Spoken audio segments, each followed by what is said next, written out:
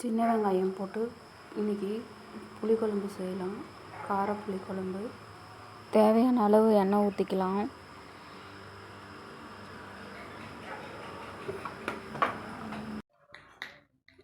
கடுகு போட்டுக்கலாம். எண்ணெய் காஞ்சிருச்சு.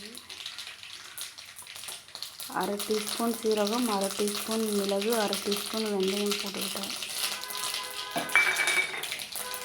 மிளகு சீரகம் பொரிஞ்சு வருது. பூண்டு போட்டுக்கலாம்.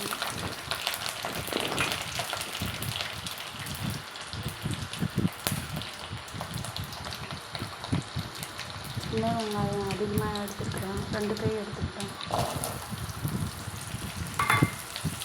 சின்ன வெங்காயம் நல்லா வதங்கி வந்துடுச்சு. 1/4 டீஸ்பூன் பெருங்காயம் போட்டுக்கலாம். லைட்டாக மஞ்சள் போட்டுக்கலாம். மிளகாய் தூள் 2 ஸ்பூன் போட்டுக்கலாம். தேவையான அளவு உப்பு போட்டுக்கலாம். மல்லித்தூள் 2 ஸ்பூன் போட்டு மிக்ஸ் பண்ணிக்கோங்க.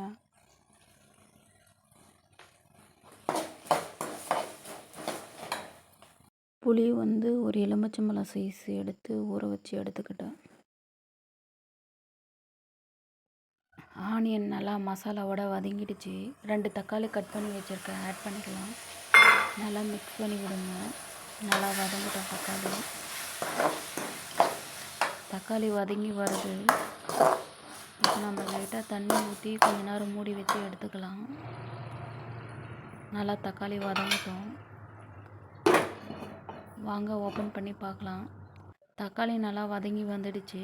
இப்போ புளி ஊற்றிக்கலாம். இன்னும் உங்களுக்கு கலராக வேணும்னா நீங்கள் காஷ்மீரி மிளகாய் தூள் போட்டுக்கலாம்.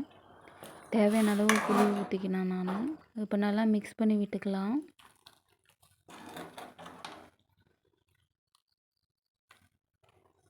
ஒரு 10 நிமிஷம் மீடியமில் வச்சு எடுத்துக்கலாம். வாங்க ஓப்பன் பண்ணி பார்க்கலாம். காரக்குழம்பு நல்லா சுண்டி வந்துடுச்சுங்க. உப்பு, காரம், புளிப்பு எல்லாமே கரெக்டாக இருக்குது. உங்களுக்கு பிடிச்சிருந்தா நீங்களும் வீட்டில் ட்ரை பண்ணி பாருங்கள். டேஸ்டியான சின்ன வெங்காய காரக்குழம்பு ரெடி.